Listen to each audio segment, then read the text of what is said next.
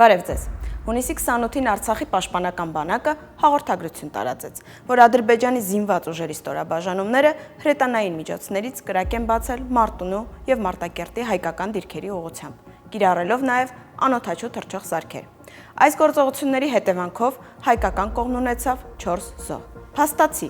ավելի քան կես տարի Արցախը Հայաստանի ու արտաքին աշխարհի հետ կապը կտրելուց ու արդեն 10 օր նույնիսկ հումանիտար բեռների մուտքն արգելափակելուց հետո Ադրբեջանը անցնում է ագրեսիվ գործողությունների։ Այս ամենը տեղի է ունենում Վաշինգտոնում ԱՄՆ միջնորդությամբ Հայաստանի ու Ադրբեջանի միջև ընթացող խաղաղության պայմանագրի շուրջ բանակցությունների ընթացքում։ Ադրբեջանն իր քայլերով ցույց է տալիս, որ իրական խաղաղության գնալու որևէ միտում չունի։ Ճիշտ հակառակը, իր ագրեսիվ ու հակամարտկային քայլերով ընդհանրապես փորձում է իրադրությունը փոխել գետնի վրա ու դրա հիման վրա նոր զիջումներ կորզել հայկական կողմից։ Այս ագրեսիվ գործողություններից 2 օր առաջ Ադրբեջանի պաշտպանության նախարարը հայտարարել էր.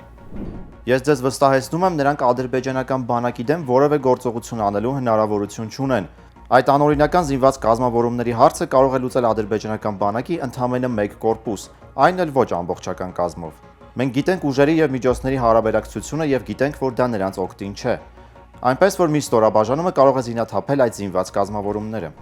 Հասանովի այս հայտարարությունից հետո հարց է առաջանում. Եթե Արցախի պաշտպանական բանակը իրենց համար սպառնալիք չէ, ապա ինչու են ցանկանում զինաթափել այն։ Պատասխանը ավելի քան պարզ է։ Իրենք ցանկանում են Արցախում ունենալ անզեն հայեր, ինչը կհեշտացնի էթնիկ զտման ու բռնի տեղահանման քաղաքականության իրագործումը։ Արցախի պաշտպանական բանակն ունի կարևոր գործառույթ՝ 120,000 հայերի, այդ թվում 30,000 երեխաների ֆիզիկական պաշտպանությունը։ Ադրբեջանը երբեք չի թաքցրել իր հանցավոր նպատակները։ 1990-ականների մեր պայքարը Արցախի հայերի բնաջնջումը կանխելու նպատակ ուներ։ Այժմ էլ Ադրբեջանը չի հրաժարվել այդ ծրագրերից։ Հիշեցնեմ, որ դեռևս հունվարին Բաքվի բռնապետը հայտարարել էր.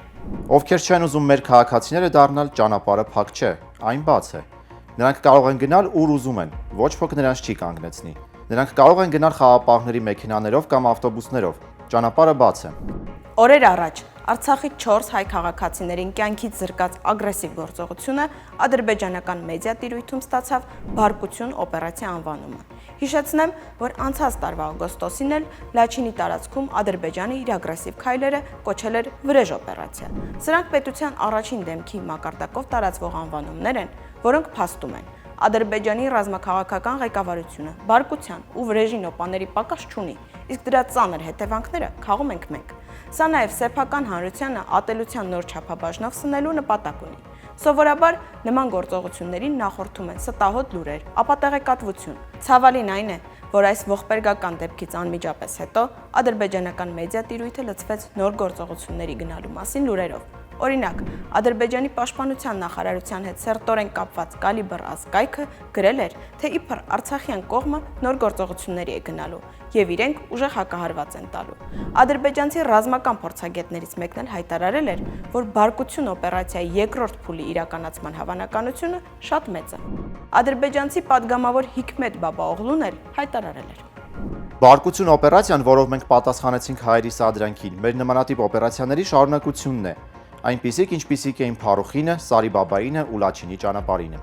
Այս հայտարարությունները փաստում են, որ Ադրբեջանի ագրեսիվ պահվածքը դեռ նոր դրսևորումներ է ստանալու։ Վտանգավորն այն է, որ այդ ֆոնին հայկական կողմից հնչում են հայտարարություններ նոր զիջումների գնալու պատրաստակամության մասին։ Ազգային ժողովի փոխխոսնակ Ռուբեն Ռուբինյանը Ազատություն ռադիոկայանի այն հարցին, թե արդյոք կստորագրի Երևանը խաղաղության պայմանագիր, եթե այդ փաստաթղթում չամրագրվեն Արցախահայերի իրավունքների մեխանիզմները, պատասխանել էր. Այստեղ սկզբունքայինը ոչ թե փաստաթղթում դա ամրագրել կամ չամրագրելն է, այլ հետևյալն է կարևոր, որպեսզի Լեռնային Ղարաբաղի ժողովրդի իրավունքներն ու անվտանգությունը կամ դրանց վերաբերյալ հարցերը հասցեագրվեն եւ լուծվեն միջազգային մեխանիզմի ներքո Բաքու-Ստեփանակերտ բանակցությունների արդյունքում։ Թե դա կամրագրվի բուն տեքստում, թե դրան զուգահեռ դա տեղի կունենա, դա արդեն այլ հարց է, ավելի շատ տեխնիկական հարց է։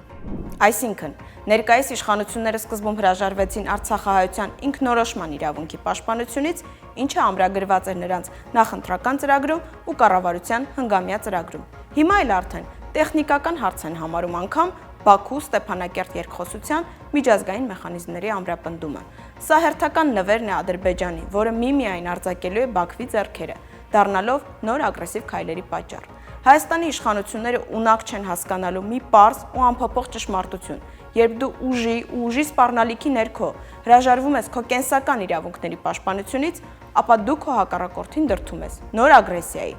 Հայաստանից Ադրբեջանին գնում է հետևյալ ազդակը. ամեն ագրեսիայից հետո մենք նորից կնահանջենք։ Եթե միջազգային գործընկերներն ու Հայաստանի իշխանությունները իսկապես շահագրգռված են տարածաշրջանում կայունության հաստատմամբ, ապա պետք է ամեն տեղ ամրագրեն, որ ուժի ու ուժի սպառնալիքի կիրառման սկզբունքը անընդունելի է ու հետևողական լինեն այդ հարցում։ Ավելին, հնարավոր չէ խաղաղություն կառուցել, երբ հակառակորդը զենքը պահել է քո ճակատին։ Նվազագույն պայմանն է, որ այդ զենքը մի կողմ դրվի, իսկ Ադրբեջանն արդեն սովորել է, որ կարող է զենքը պահել մեր ճակատին, անգամ կրակել, իսկ մեր իշխանությունները դրանից հետո կգնան միայն նորանոր զիջումների, ստեղծելով սպառնալիքներ եւ Հայաստանի եւ Արցախի համար։ Այսքան այս թողարկման համար։